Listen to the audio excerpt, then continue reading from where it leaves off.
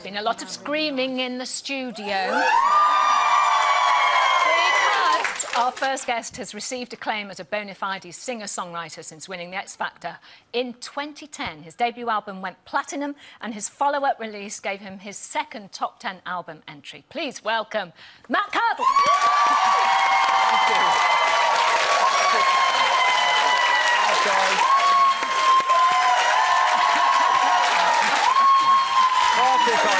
Steady, girls, steady. Yeah, steady, it's Nikki. lovely to see you looking so well. Thank you. New year. Thank you. Yeah, you've got a new look. Where's the hat gone? I had to smarten up a little bit. Just for you. This is smart. I made an effort. Yeah, really smarter than last time. Congratulations on all your success. Thank you. Thank you so much. Thank you.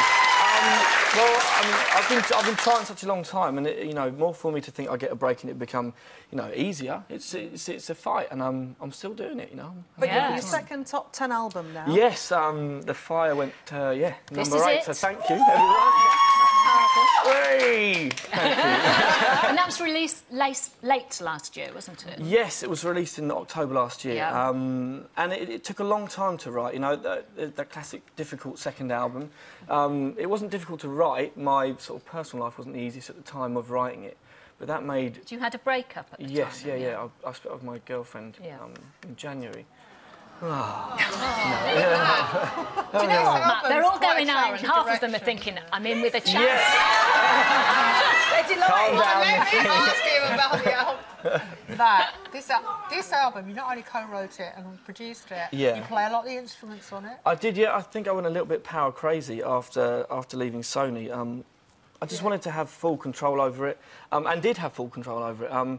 But I just thought the more I put in at the front end of the album, the more it would seem, you know, more would me come out the back of it, you know. And it is. That's all me. That album. It's all very personal. So are a lot of the songs about the breakup with your girlfriend? It's all about it. But I mean, that sounds.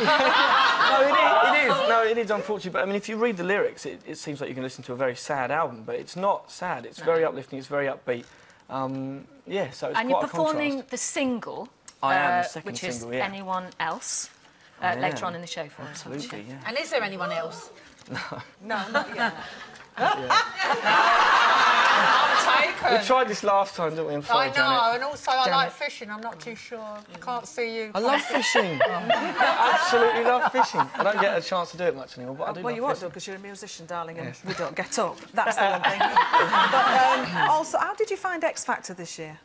To be brutally honest, I was dipping in and out of it. I couldn't really commit to watching it as solidly as I would have liked to.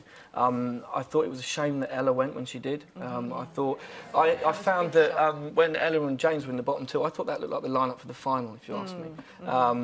But you know, she didn't get the vote, so she didn't stay in. Have you had a little bit of a spat with James? Well, This is a Twitter thing, isn't yeah, it? something on Twitter, isn't it? He said something that was offensive to me, and What also did he say? Didn't he just say that all the male winners were rubbish? Well, had written bad albums. I mean, and that's fair enough. Everyone's entitled to an opinion, but we're talking about some brilliant songwriters that I wrote those songs with, who was also, you know, offending. So I just gave him some friendly advice to say, look, just try and keep your mouth shut a little bit. I mean, I think he's brilliant. I think James is a very, very talented man, you know, and I'm sure he'll go very far. But, you know, let's see. And have you made it up with him? Have you? We haven't had a pint yet. I'd love to go for a pint with him. Do you know what I mean? Yeah, and just tell him about how many albums you've sold, look. No, that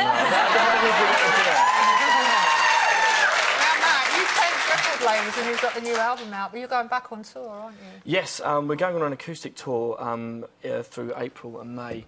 I've always loved the intimacy of an acoustic gig, and to play some real special venues like the Union Chapel we're playing in London. Well, that's really near me. That's 5 minutes from me, Highbury Corner, isn't it? Yeah. Come down. Come down and It'll have be a listen. good. Yeah. No, I just wanted to play some really beautiful venues, have some really intimate gigs, you know? All the details on my website. And what are these superstitions you've got before you go on stage? Oh, all sorts. It used to be about 10 Marlboro Lights and a pint of Stella, but I don't smoke anymore. I quit smoking. Oh, you can't smoke? Yeah, I got there. Thank you.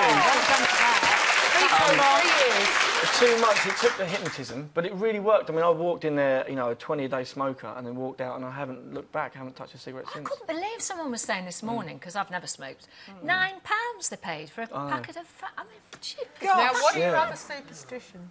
The socks have to be inside out. if I'm singing. Yeah. Where does that come from? Believe it, they're inside out. They're inside out now. Well, I'm singing. Mate. Oh, later, yeah. Where did that come from, that superstition? I just think if anything happens and I do something well, if I sing well, I look at what's going on. I'm like, OK, well, oops, I've got my socks inside out, so that's got to stay. Is that what the hat was all about then too? That was, to be fair, over the course of X Factor and the period after that. But there's loads. I could be here all day if I talk about my superstitions. I won't bore you with it. But, anything we can spot later on? There's that. The you've little got V, the V. on my thumb. Yeah. That was For victory. No, just down to voice. When we did the X Factor tour, it was 58 shows in a row, so I had to really look after my voice. And I used to draw a little V in Sharpie every gig to remind myself to just not push my voice. And then that had to stay. And when I was in LA, I just got it tattooed there, so I'd never feel it. I forgot it once, and I was petrified on TV, on live TV. I was like, oh my God, it's not there. Look how chilled out you are today. It's fantastic. Yeah, Matt, it's lovely to see you again. We wish you all the continuing best with The Fire, Thank the you so album, much. and obviously the single out now, Anyone Else, which we're going to hear at the end of the programme. So for now, thank you, Matt Cardle. Thank you.